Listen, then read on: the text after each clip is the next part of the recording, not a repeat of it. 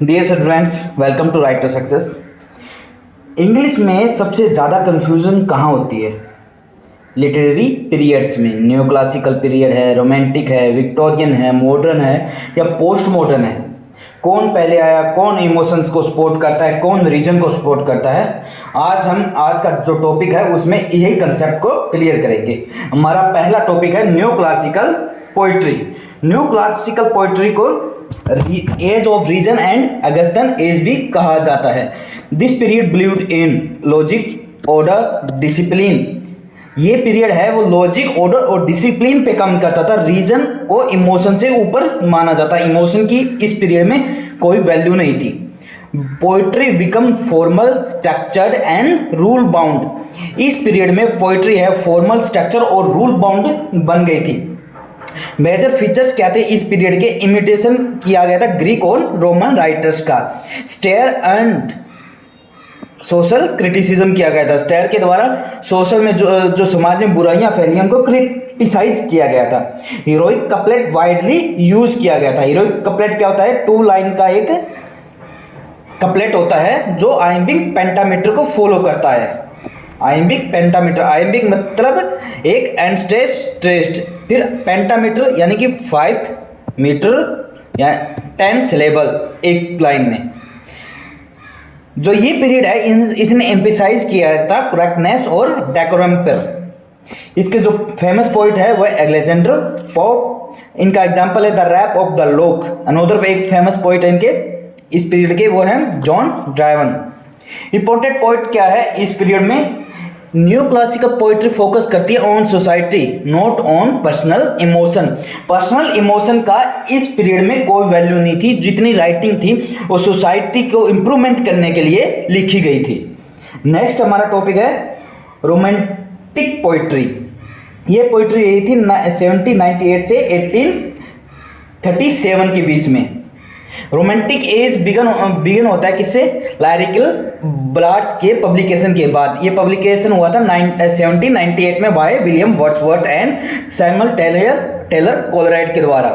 This was the reason against new classical rigidity. ये new classical जो rigidity है उनके अगेंस्ट एक रिएक्शन था। द मेन फीचर्स क्या थे इसके? इमोशंस को ज़्यादा ध्यान में रखा गया था, रीजन को कम। नेचर वर्शिप, नेचर की पूजा की जाती थी। इंडिविजुअलिज्म को बढ़ावा दिया था। Imagination and super natural elements का इसमें जिक्र किया गया है। कॉमन मैन को हीरो माना गया है इसमें। जो इंपॉर्टेंट पॉइंट कौन कौन से हैं रोमांटिक पीरियड के वो देखते हैं। फर्स्ट, इसमें 2 जनरेशन थी first generation and second generation. First generation के जो पोइट है वो विलियम वर्ड्सवर्थ और S T. Coleridge and second generation के जो पोइट है वो है John Keats and P B. Shelley and Lord Byron. इनका एग्जाम्पल है जो इसके वो है, इसका जो एग्जाम्पल है वो Tintern Abbey by Wordsworth and ode to a nightingale by Keats. Important बात क्या है इसमें याद रखने के लिए? Romantic poetry is highly lyrical and subjective. ये हाईली लिरिकल और सब्जेक्टिव थी। और नेक्स्ट है हमारा Victorian age. Victorian age start हुआ था 1837 में और खत्म हुआ था 1901 में। विक्टोरियन एज को age of doubt and conflict भी कहा जाता है। Science by driven and industrialisation and faith crisis influenced poetry. Science, industrialisation और फेथ ने इन्फ्लुएंस किया था पोइट्री को। इसके फीचर्स क्या है? मोरल को सीरियस लिया गया था। जो रिलीजियस मान्यताएं हैं, जो पुरानी जो रूढ़िवादी विचार है उनको दिखाया गया था। साइंस को ज़्यादा बढ़ावा मिला था। सोशल कंसर्न पे बेसिक थी। ड्रामेटिक मोनोलॉग पॉपुलर हुआ था। रियलिज्म को ध्यान दिया गया था। मेजर पोइट्स कौन कौन से हैं? Alfred Tennyson and Robert Browning and Matthew Arnold. Example है इसका in memoriam by Tennyson and my last duchess by Browning. Important बात क्या है? Dramatic monologue reached perfection in Victorian age. Victorian age में जो ड्रामेटिक मोनोलॉग है वो perfection पर पहुंचा था। नेक्स्ट हमारा मॉडर्न पोइट्री।